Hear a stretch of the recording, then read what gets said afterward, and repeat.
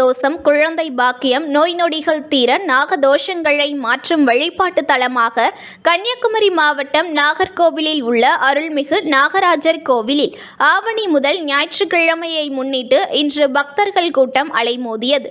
நீண்ட வரிசையில் நின்று கோவிலில் உள்ள 100க்கும் மேற்பட்ட நாகர் சிலைகளுக்கு பால், மஞ்சள் பொடி, உப்பு, நல்ல மிளகு உள்ளிட்ட பூஜை பொருட்களை கொண்டு பக்தர்கள் நேரடியாக அபிஷேகம் செய்து வருகின்றனர்.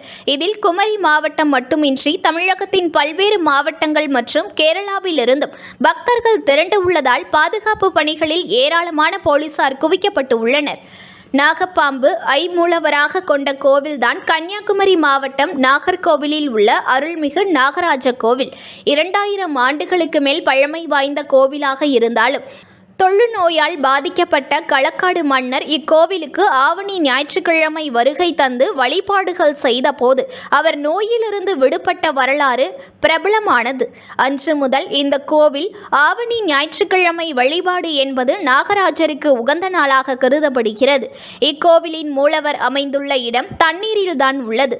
தண்ணீரில் இருந்து எடுக்கப்படும் மண் பிரசாதம் 6 மாதம் கருப்பாகவும் மீதமுள்ள 6 மாதம் வெள்ளை நிறத்திலும் மாறும் அதிசய தன்மை கொண்டது. இக்கோவிலின் வளாகத்தில் உள்ள 100க்கும் மேற்பட்ட கல்நாகர் சிற்பங்களுக்கு உப்பு, நல்ல மிளகு, மஞ்சள் பொடி ஆகிய பொருட்களை கொண்டு பக்தர்கள் நேரடியாக அபிஷேகம் செய்வது வழக்கம். அதிலும் குறிப்பாக ஆண்டுதோறும் ஆவணி மாதம் ஞாயிற்றுக்கிழமைகளில் இந்த அபிஷேகம் நாகராஜருக்கு செய்வதால் தோஷங்கள் விலகி வாழ்வில் வேண்டுதல் நிறைவேறும் என்பது ஒரு நம்பிக்கையாக இருந்து வருகிறது. அந்த வகையில் ஆவணி மாதம் முதல் ஞாயிற்றுக்கிழமையான இன்று அதிகாலை முதலே குமரி மாவட்டம் மட்டுமல்ல, தமிழகத்தின் பல்வேறு மாவட்டங்களிலிருந்தும் கேரளாவிலிருந்தும் திரளான பக்தர்கள் வருகை தந்து அபிஷேகங்கள் செய்து வருகின்றனர். திருமண தடை தோஷம், குழந்தை பாக்கியம், நோய் நொடி தீர பரிகாரம் போன்ற வேண்டுதல்களின் பெயரில் இந்த அபிஷேகம் நடைபெற்று வருகிறது.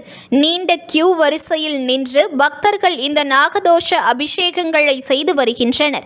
பக்தர்களின் கூட்டம் அலைமோதுவதால் பாதுகாப்பு பணிக்காக ஏராளமான போலீசார் குவிக்கப்பட்டுள்ளனர். அதேபோன்று பக்தர்கள் அதிக அளவில் வருவார்கள் என்பதால் கோவில் வளாகத்தில் கியூ அமைக்கப்பட்டிருந்தது. அதில் ஏராளமான பக்தர்கள் வரிசையாக வந்து சுவாமி தரிசனம் செய்கின்றனர். நியூஸ் 1 தமிழை லைக் பண்ணுங்க, கமெண்ட் பண்ணுங்க, ஷேர் பண்ணுங்க, மறக்காம சப்ஸ்கிரைப் பண்ணுங்க.